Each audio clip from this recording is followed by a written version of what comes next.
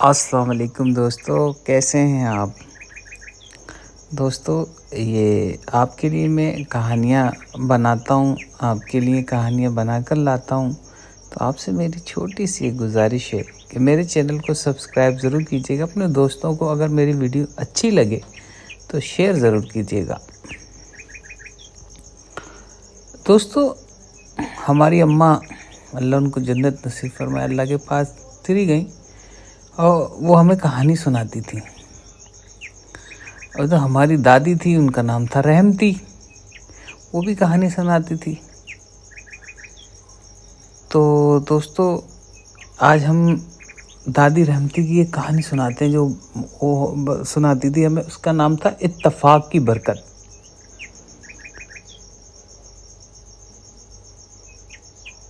تو دادی رحمتی اس طرح کہتی تھی کہ میرے بچوں، آج میں آپ کو ایک ایسی کہانی سناؤں گی جو میرے ابا حضور نے مجھے وہ سنایا کرتے تھے۔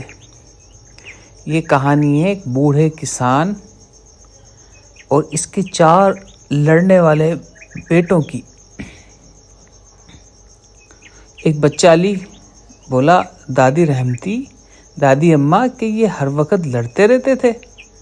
دادی رحمتی بولی، ہاں بیٹا، وہ چھوٹی چھوٹی باتوں پر ایسے لڑتے تھے جیسے بلیاں دودھ پر لڑتی ہیں۔ کسان بہت پریشان تھا، اسے ڈر تھا کہ اس کے مرنے کے بعد اس کے بیٹے ایک دوسرے کے دشمن بن جائیں گے۔ دادی رحمتی بولی، ایک دن کسان نے اپنے 4 بیٹوں کو بلایا، ان کے سامنے لکڑیوں کا ایک گٹا، جسے لکڑیاں زیادہ جمع ہوتا ہے نا، گٹا رکھا، اور اس نے بڑے بیٹے سے کہا کہ اس گٹے کو توڑو اس طرح ہاتھ سے۔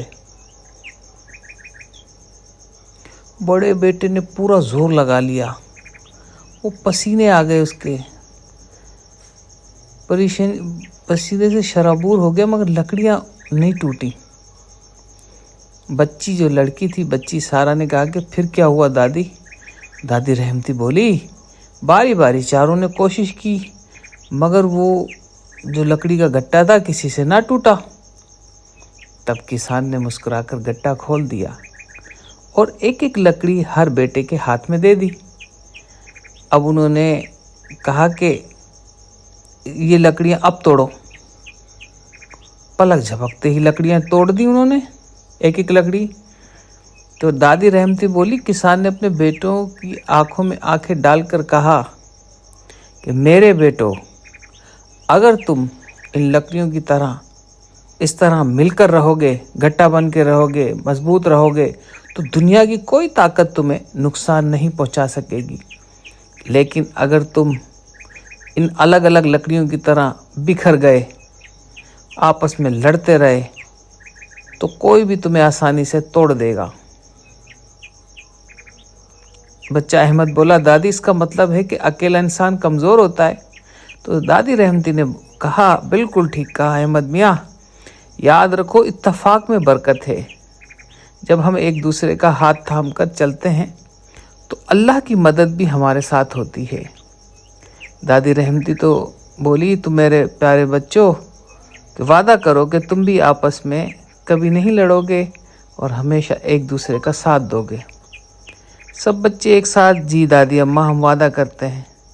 دادی رحمتی نے بولا، شاباش، اب جاؤ، سورج ڈھل رہا ہے، اپنی ماؤں کے پاس جاؤ اور کل پھر آنا، میں آپ کو ایک نئی کہانی سناؤں گی۔